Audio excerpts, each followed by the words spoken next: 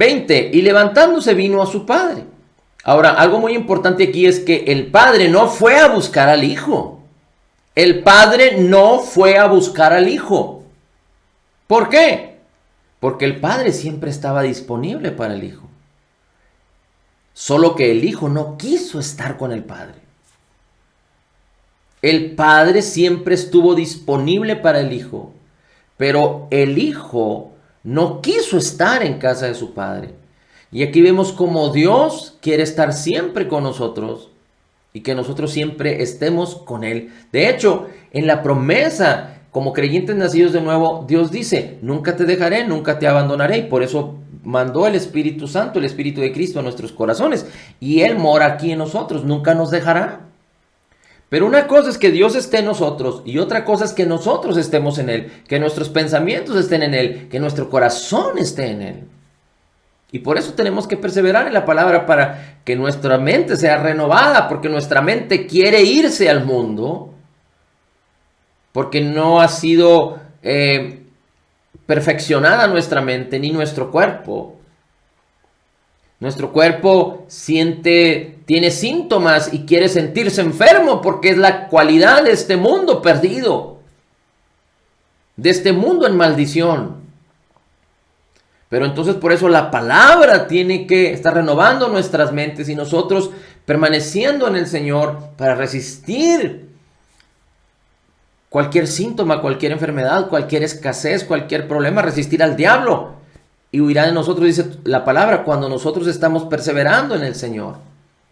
Pero Dios siempre está de nuestro lado. Lo importante es que nosotros caminemos en el Espíritu, en la unción del Espíritu, en el poder del Espíritu, para que nosotros siempre estemos con el Señor.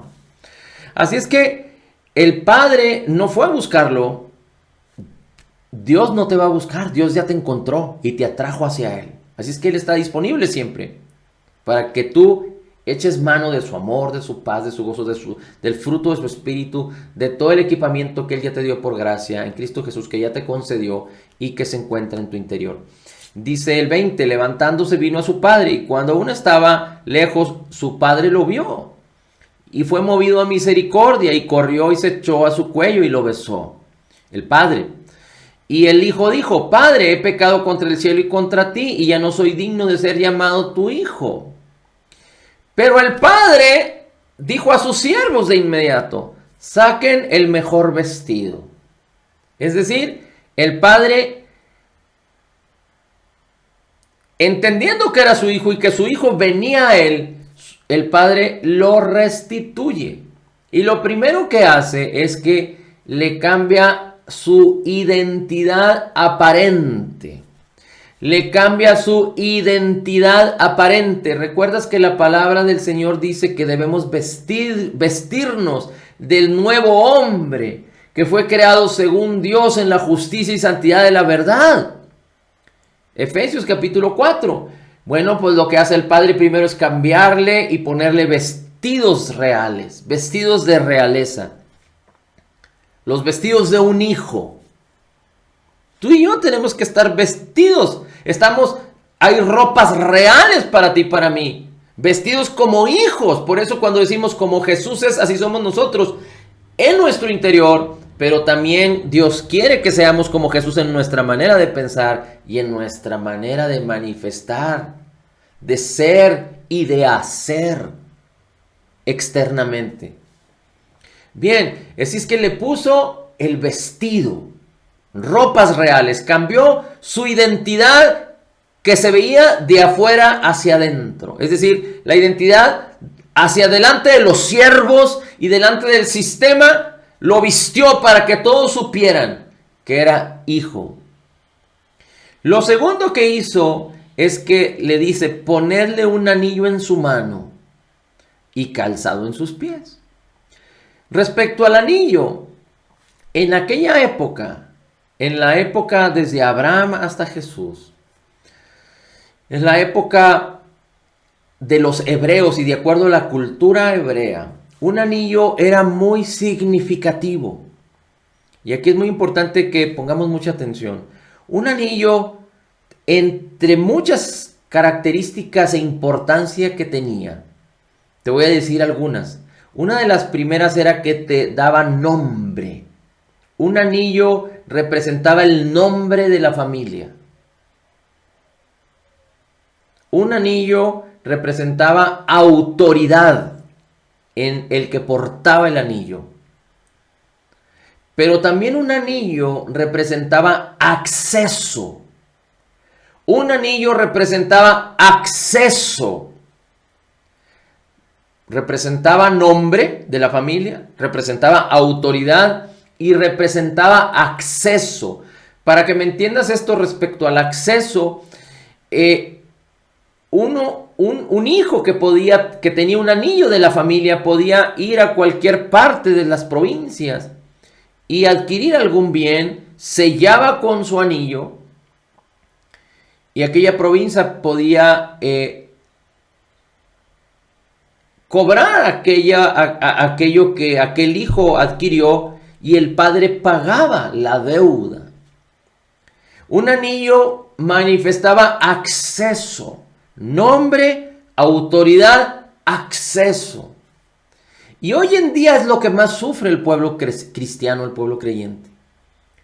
Porque teniendo toda la provisión concedida y dada en Cristo Jesús, el creyente no entiende que todo ya fue provisto y tampoco entiende que por la fe tenemos acceso. Que tú y yo como creyentes nacidos de nuevo tenemos acceso al reino y acceso a todas las riquezas en gloria en Cristo Jesús del reino de Dios. El creyente nacido de nuevo necesita entender que tú y yo fuimos sellados con el Espíritu Santo de la promesa y que tenemos acceso al reino, acceso al poder, acceso a la esperanza, al llamamiento, acceso a las riquezas en gloria, a la herencia que Cristo Jesús adquirió por nosotros. Y ya hemos hablado de la bendición y de la herencia y del equipamiento que es tan abundante y tan grande que necesitaríamos 1,000,000 de vidas para poder... Y no sería suficiente para poder tomar de todo lo que nos ha sido provisto por gracia en Cristo Jesús.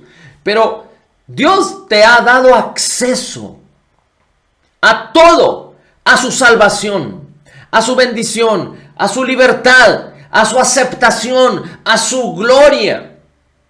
Te ha dado acceso a su bendición, a su vida, a su nombre, a su autoridad, a su poder, a su unción, a su espíritu, a su palabra, a su sabiduría, a su mente, a su amor, a su gozo, a su paz. Tú y yo tenemos acceso por la fe, porque somos justificados. La justicia de Cristo que ahora nos favorece, que ahora está en nosotros, nos da acceso al reino y a todo lo que el reino ha provisto, para que el reino sea extendido en la tierra y que otros también tengan acceso. Tú y yo somos hijos. Bien, calzado en sus pies, traed al becerro gordo y matadlo y comamos, llegamos fiesta. El becerro gordo es el becerro que se preparaba para casos especiales. Y dice el 24, porque mi hijo era muerto y ha revivido. Mi hijo se había perdido y ha sido hallado. Estar involucrado, inmerso, armonizando con el sistema de este mundo es estar muerto.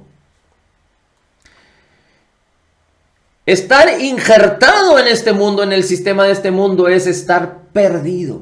Ahora, te voy a decir algo que todos tenemos que ser diligentes aquí, porque esto nos compete a todos. Y yo creo que todos los que estamos aquí podíamos compartirlo también con otros, pero yo te voy a pedir que diligentemente meditemos en esto para aspirar a lo mejor de Dios.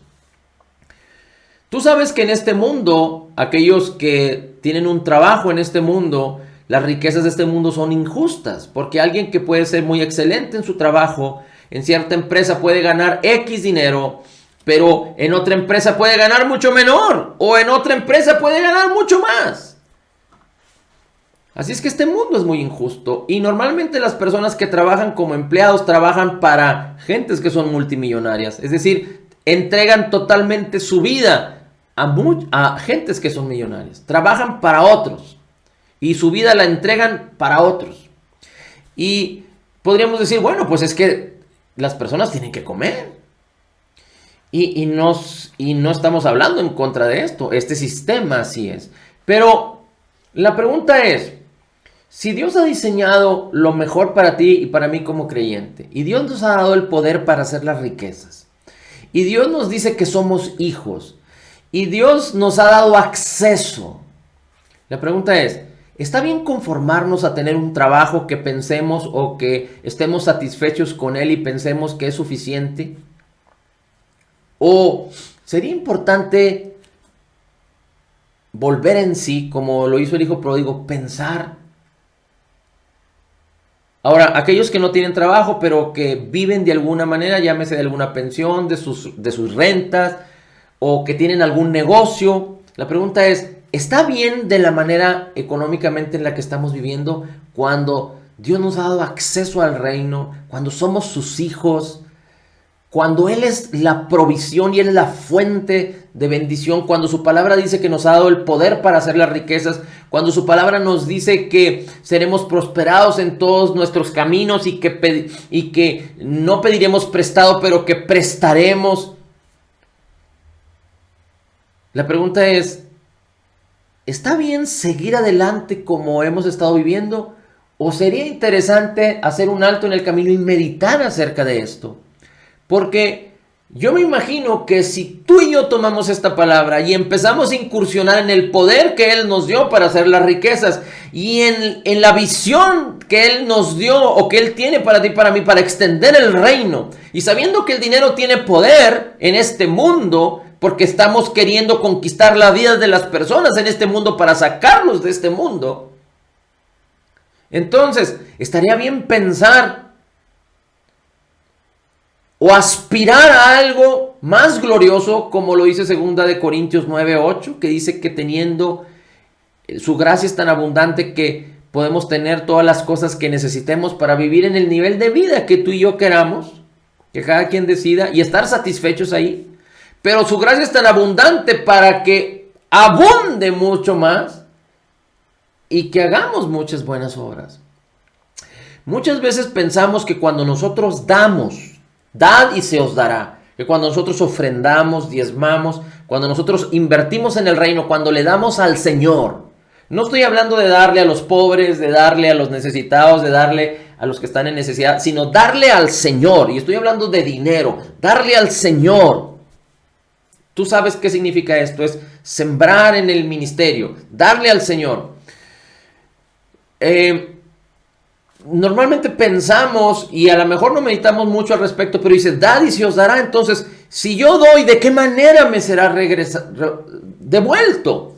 Porque la palabra sí lo dice, dad y se os dará. Aunque yo doy por amor al Señor, para invertir en el reino, pero la palabra dice, dad y se os dará. Pero el Señor Jesucristo fue muy claro cuando habló de no amar al dinero y amar al Señor. Cuando muchos confunden estas cosas y piensan que el dinero es suyo y piensan que las cosas que tienen son suyas, como el hijo pródigo que pensó, bueno, mi padre como hijo me va a dar una herencia, papá, dame lo mío. Bueno, cuando tú has tomado de Dios, porque Dios es el que te ha dado bendición para que puedas generar dinero en tu trabajo, en tu negocio, en lo que sea, y cuando tú piensas que es tuyo, entonces tú no estás poniendo primero a Dios que a lo que tú quieres o tú necesitas o digamos que te pertenece. Pero el mismo Señor en Lucas capítulo 16, tú lo puedes buscar después en tu casa, habla acerca de no amar las riquezas, pero amar al Señor y ser fiel en lo poco, en las riquezas. Es decir, saber que somos mayordomos. Y ahí mismo, al final del capítulo, el Señor dice, todo aquel que siembre en el reino por causa mía, recibirá en esta vida 100 veces más. 100 veces más. Y déjame decirte que yo estoy de acuerdo y yo creo también que tú puedes recibir una bendición en tu trabajo, un aumento de sueldo, o alguien se puede acercar a ti y darte una gran cantidad de dinero. Pero déjame decirte dónde está escondida la bendición de la prosperidad cuando tú das. Cuando tú das, lo único que estás haciendo estás liberando por la fe el poder que Dios te ha dado para hacer las riquezas. Cuando tú estás dando, estás liberando el poder que Dios te ha dado para hacer las riquezas. Pero si donde estamos, en nuestro trabajo, en nuestro negocio, la cosa está muy ajustada, nosotros tenemos que meditar y pensar: Señor, dame sabiduría. ¿Qué tengo que hacer? Porque aquí en mis manos tengo el poder para hacer las riquezas a favor de tu reino. ¿Qué tengo que hacer? ¿A dónde me tengo que mover? ¿Dónde tengo que invertir? ¿Cuál es mi corazón hacia esta área, hacia esta? Porque Él nos ha dado acceso. Él nos ha dado acceso. Y si nosotros somos fieles al Señor, sabiendo que somos administradores, tú sabes que un buen administrador, cuando tiene 10, va a ser puesto sobre 100 para ser un buen administrador, y después va a ser puesto sobre 1000, y después va a ser puesto sobre 10,000, y después va a ser puesto sobre 100,000. Es que todo es un proceso, pero es muy importante que tú y yo entendamos eso.